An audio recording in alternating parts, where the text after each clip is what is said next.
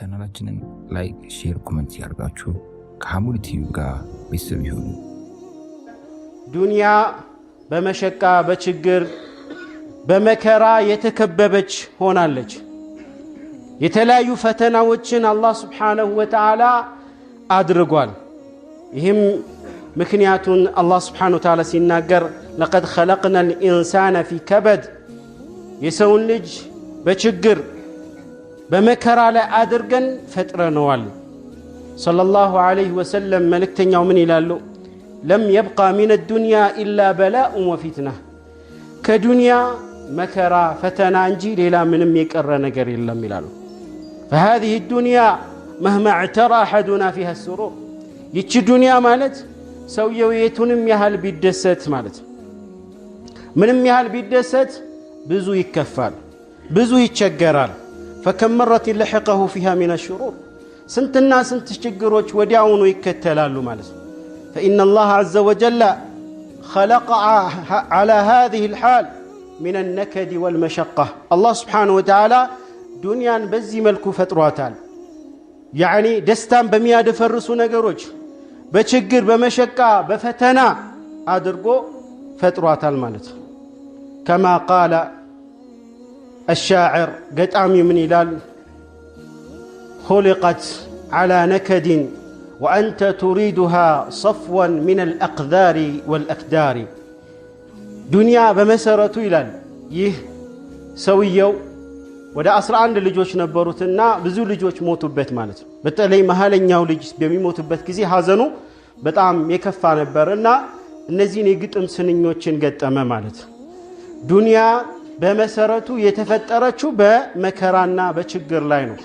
ግን አንተ የምትፈልጋት ሁሌም ከችግር ከተለያዩ ነገሮች የጠራች ሆና ትፈልጋታለች። ግን ሊሆን አይችልም ነው። ويختبئ وراء ذلك ይህንን አላህ Subhanahu Wa Ta'ala ሲያደርግ የራሱ የሆነ ጥበብና ሕክማ አለው ማለት ነው። ከዛ ውስጥ አንደኛው ከሕክማዎቹ አላህ ዱንያን በመከራ በፈተና ያደረገበት ምክንያት ሊፈትነን ነው። ያኒ እናመሰግናለን ወይስ ውለታውን እናስተባብላለን የሚለውን አላህ Subhanahu Wa Ta'ala ሊሞክረን ነው። አላህ ሱረቱል አንቢያ ላይ እንዳለው ወነብሉኩም ቢሸሪ والخير فتنة በሸርም በኸይርም እንፈትናችኋለን ይላል። እንግዲህ ኸይር በራሱ ፈተና ነው። መልካም ጸጋ ማለት ነው፣ ፈተና ነው። ሰለፎቹ ምን ይላሉ? ሰሃቦቹ ሪድዋኑላሂ ዐለይሂም ابتلانا الله بالضراء الله በችግር ፈተነን፣ ችግርን መቋቋም ችለናል። وابتلانا الله بالسراء فلم نصبر الله ግን በጸጋው በኸይሩ ማለት ነው ሲፈትነን አልቻልንም ይላል። ከባድ ነው ያኒ የድሎት ፈተና ማለት فيجري علينا ما يجري في هذه الدنيا እዚህ ዱንያ ላይ እኛ ላይ የሚሄዱት ነገሮች የሚከሰቱ ነገሮች በሙሉ ለኛ ፈተና ናቸው ማለት ነው። ሌላኛው አላህ ዱንያ ላይ ፈተናና መከራን ያደረገው ልባችን ማለት ነው ሁሌም ወደ አላህ Subhanahu Wa Ta'ala እንዲሸሽ ነው። في انتظار الفرج يعني ከችግር በኋላ ድሎት አለና ያንን እንድንጠባበቅ ነው። ልባችን በአላህ ላይ እንድናንጠለጥል ማለት ነው።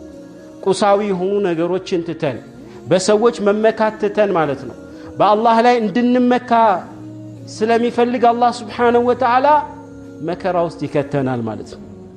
ምክንያቱም የሰው ልጅ እጁን የሚያነሳው ልቡን አላህ ላይ የሚያንጠለጥለው ተስፋ ሲቆርጥ ነው። ከምን ዱንያ ላይ ካሉ አስባቦች በሙሉ ማለት ነው። በዚህን ጊዜ ደግሞ ሰውየው ተስፋ ሲቆርጥ ከፍጡር ተስፋ በሚቆርጥበት ጊዜ አላህ ፈረጃውን በጣም ያቻኩለዋል። فإن العبد إذا مس بضر في هذه الدنيا የሰው ልጅ እዚህ ዱንያ ላይ ያለ መከራ ሲደርስበት وعلم أن في هذا العسر ابتلاء الله ይሄኛው ችግር የመጣው እሱን እንደሚፈትነው ወይም አላህ Subhanahu Wa Ta'ala ሊፈትነው እንደሆነ ሲገባው انتظر فرجا من الله عز وجل ከአላህ Subhanahu Wa Ta'ala ፈረጃውን ድሉንና ድሎቱን ይጠብቃል። አላህ ምን ብሏል? فإن مع العسر يسرا مع العسر ከችግር ጋር አብሮ ድሎት አለ። እንግዲህ ከችግር በኋላ አይደለም ያለው ከችግር ጋር ችግሩ በባሰ ቁጥር ድሎቱም እየተቃረበ ነው ማለት ነው።